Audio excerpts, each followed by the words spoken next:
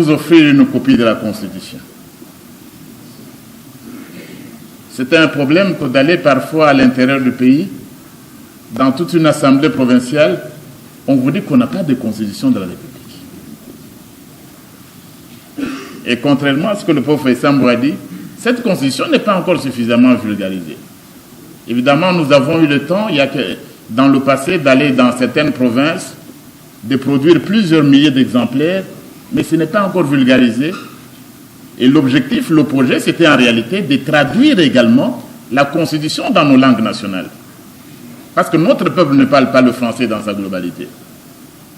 Et même la langue, et c'est là l'un des aspects pour moi de la révision future de la Constitution, c'est comment est-ce qu'on peut mettre dans la Constitution, donner un statut privilégié à une langue étrangère en mettant sur un niveau bas les langues nationales. Le français est la langue officielle et les langues nationales sont le Tchoulouba. Comment est-ce qu'on peut, plus de 50 ans après l'indépendance, favoriser, donner un statut supérieur à la langue de la colonisation comparativement à nos propres langues nationales? Un débat à l'université de New York et dire aux Américains, en les regardant dans les yeux, qu'ils vous prouvent en quoi la Constitution des États-Unis est meilleure que la Constitution sud-africaine et la Constitution congolaise. Et c'est pourquoi nous maintenons encore le point de vue que, tout en étant une œuvre humaine, notre Constitution est la meilleure que notre peuple s'est offert depuis l'indépendance. Et c'est pourquoi nous célébrons. Mais prenez que lui est président de la République. Il a des problèmes avec l'institution gouvernement. Qui va assurer l'arbitrage?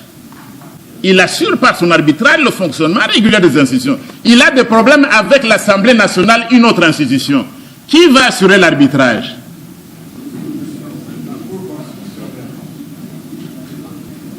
Il assure par l'arbitrage le fonctionnement régulier des institutions. C'est le président de la République. Donc, je suis en train de dire qu'il n'est pas là pour inaugurer les chrysanthèmes. Supposons qu'il a des problèmes avec l'institution Sénat. Lui, institution, il a des problèmes avec l'institution Sénat. Qui va assurer l'arbitrage? C'est terrible. Donc, je suis en train de dire qu'il a des pouvoirs réels, mais ces pouvoirs-là doivent être limités. Parce que nous sommes dans un système de séparation de pouvoirs. Notre peuple n'a pas, après avoir vécu des années de dictature, n'a pas voulu instituer une nouvelle dictature. C'est pourquoi nous sommes heureux que le président Félix Tshisekedi ait dit qu'il ne voudra pas que chacun, qu'on fasse de lui un dictateur. J'espère qu'il n'y aura pas nous autres professeurs demain pour inventer de nouvelles théories de Tshisekedi désir. Parce que ce président de la République est attaché à la Constitution et il va la respecter et il doit la respecter. Je crois qu'on découragera tous les universitaires et tous les constitutionnalistes du ventre. Il a un mandat de 2 ans, c'est ce mandat-là. Vous ne verrez pas un constitutionnaliste venir vous dire que le président Félix Tshisekedi, parce qu'il est en train de construire un pont à Bongandanga, on doit lui donner un 3e mandat. Il n'y en aura pas pour lui donner un 3e mandat. Parce que nous sommes sur base de cette constitution. Mais il a droit à un 2e mandat. Vous savez, ça c'est un droit constitutionnel. Ce n'est pas un accord, du reste non endossé par leur parti politique, qui peut priver un président de la République de son droit de 2e mandat. Je ne sais pas, mais évidemment, certains d'entre nous ont vu les accords en question. Moi, je ne l'ai pas encore vu.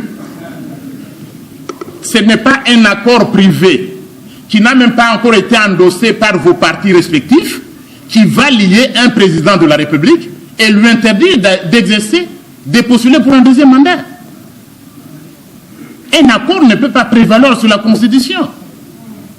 Parce qu'il y a souvent, on entend, mais pourquoi vous violez, vous êtes des juristes et vous ne respectez pas les accords. Un constitutionnaliste, je vais soutenir un accord qui prime sur la Constitution. Je suis en train de redire, il n'y a aucun accord, et c'est clair et net.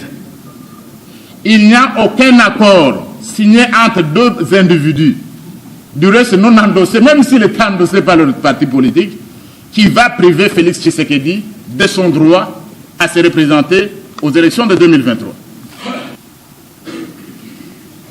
Il a le droit de dissoudre l'Assemblée, par exemple. Évidemment, certaines conditions viennent après. Et puis je ne vois pas pourquoi les gens doivent s'éterniser sur ce discours-là. Ou le Premier ministre de contre ça. Mais qui vous a dit que le Premier ministre ne peut pas signer demain?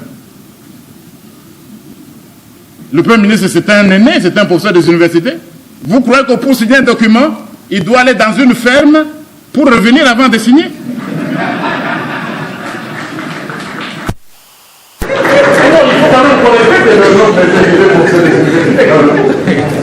Nous sommes de loin, regardez.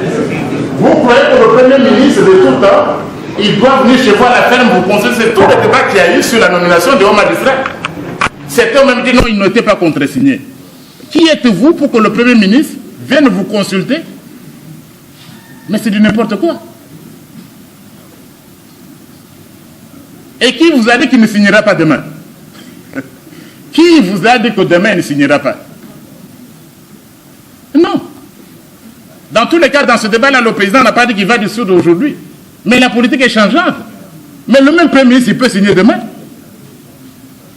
L'Assemblée nationale et le Sénat, on l'a dit à plusieurs reprises, il a le droit tout simplement de vous demander. Il n'est pas tenu de suivre. Cet avis-là n'est pas conforme. Il est obligatoire, mais il n'est pas conforme. Il n'est pas tenu de suivre votre avis. Sauf que depuis l'alternance, nous avons un président, enfin, un président qui respecte la Constitution. Nous n'avons pas un président, quand on parle de l'inanition de la nation, un président qui sourit alors qu'on menace la Constitution de son pays. Nous avons pour la première fois un président qui intervient. Et madame la ministre l'a dit, vous amenez la liste, tant qu'il n'y a pas de personnes avec handicap, c'est le bic rouge, comme il a dit lui-même. Mais son parti qui organise une démonstration monstre au stade. Ils sont même en train de pleurer, ils veulent voir le président de la République en personne. Mais le président regarde aux articles 96, 97, 98, selon lesquels le président de la République n'a plus de fonction, de responsabilité dans un parti politique. Et le président refuse d'aller. Et son parti comprend. Je crois que tout le monde l'a suivi. Quel est ce président qui n'aurait pas voulu? Mais qu'est-ce qu'on a vu dans le passé?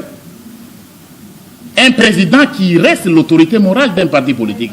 Ça, ce n'est pas un président de la République. C'est un chef de bande.